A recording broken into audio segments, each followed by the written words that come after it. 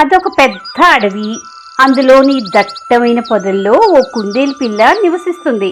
గుబురుగా ఉన్న పొదల్లో దానికి మంచి రక్షణ లభిస్తున్నందున ఏ శత్రు జంతువు కంటపడకుండా హాయిగా పెరిగి పెద్దదైంది. ఓ రోజు పొదల్లోంచి బయటికొచ్చి పచారులు చేస్తున్న కుందేలుకి ఏదో శబ్దం వినిపించింది. వెనక్కి తిరిగి చూస్తే మృత్యు రూపంలో ఉన్న తోడేలు కనిపించింది. కాసేపు ఆలోచించి, ఏ తోడేలు, ఆగక్కడ, నీకెంత ధైర్యం అంది. దాంతో తోడేలుకు అరికాలు మంట నెత్తికెక్కింది. ఒక అల్ప ప్రాణి తనను ధిక్కరించడమా? దానికి చాలా తలవంపులుగా తోచింది. కోపంతో ఎగిరి గంతేసి, ఏం నన్ను చూస్తే వేళకోళంగా ఉందా? నన్ను చూసి భయపడాల్సింది నీలాంటి అల్ప జంతువులు. అలాంటిది నువ్వు నన్ను హెచ్చరించడమే ఎగతాళికైనా అర్హత ఉండక్కర్లా అంటూ చిరాకు పడింది తోడేలు. అప్పుడు కుందేలు, అయ్యో తోడేలు మామ, నేనేమన్నాను సరిగ్గా విన్నావా?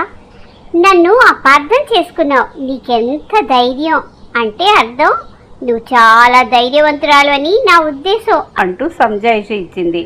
దానికి తోడేలు చిరాకు పడి, ఇప్పుడు నా ధైర్య ప్రసక్తి దేనికి నీకు అని అడిగింది.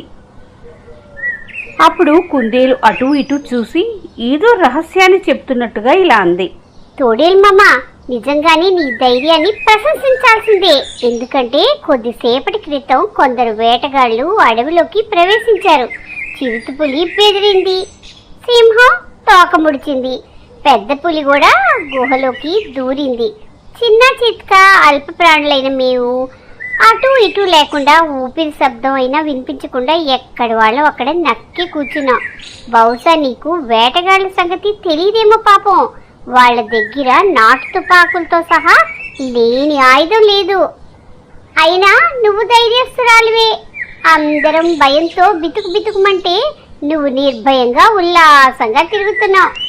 ఏదో ఊపిరి పీల్చుకుందామని నేను ఇలా బయటకు వచ్చాను, కానీ ఏమాత్రం అలికడైనా చుటుక్కుని నేను పొదల్లోకి మాయమైపోతాను. మరి నువ్వేం చేస్తావన్నది నువ్వే ఆలోచించుకో అంటూ బెదరగొట్టింది. శత్రువుల జాడ కనిపెట్టడంలో పెద్ద జంతువుల కంటే చిన్న ప్రాణులు ఎప్పుడు ముందుంటాయన్నది అరణ్య న్యాయం. దాంతో తోడేలికి లోపల భయం పట్టుకుంది. వేటగాడి సంగతి నిజమే కాబోలు అనుకుంది. కానీ ఒక్క క్షణం క్రితమే తన ఎదుట ఉన్న అల్పప్రాణి తనను ధైర్యస్తురాలని పొగిడింది. దానికి దొరికిపోవడం ఇష్టం లేక లేనిపోని గాంభీర్యాన్ని నటిస్తూ, అంతే కదా, వేటగాళ్ళకి భయపడతాననుకున్నావా ఏం? ఆ పిరిగొడ్డు పెద్ద పులి, ఆ బిక్క చచ్చిన బక్క సింహం తోక ముడిస్తే ముడవచ్చు గాని నా దౌడు సంగతి నీకు తెలిసిందేగా. వేటగాళ్ళని చీల్చి చెండాడగలను. కానీ ప్రస్తుతం ఆరోగ్యం అస్సలు బాగోలేదు. పత్యం కూడా చేస్తున్నాను. పిట్ట మాంసాన్నైనా ముట్టట్లేదంటే ఒట్టు. ఇంతకు వేటగాళ్ళు ఎటు వెళ్ళుంటారంటావు అని ఆరా తీస్తున్నట్టు అడిగిందా తోడేలు. ఇదిగో ఈ పడమటి దిక్కు వైపు 6, ఉత్తరం వైపు 4, దక్షిణానికి 5 పంచుకున్నారులే అంది. చకచకా చెప్పేసింది చేతులొప్పుతూ. ఓ అలాగా, అయితే నాకు తూర్పు తిరగడమే శరణ్యం, వస్తా అంటూ కాలికి బుద్ధి చెప్పిందా తోడేలు. ఉపాయంతో అపాయాన్ని తప్పించుకునే కుందేలు సన్నసన్నగా నవ్వుకుంది. ఈ కథలో నీతి ఏంటంటే బలం కన్నా తెలివి ముఖ్యం. తెలివితేటలుంటే ఎటువంటి అపాయాన్నైనా ఇట్టే జయించవచ్చు. ఈ కథ మీకు నచ్చితే please like, share and subscribe చేయండి. మరిన్ని మంచి కథలతో వచ్చేస్తాను. Thank you.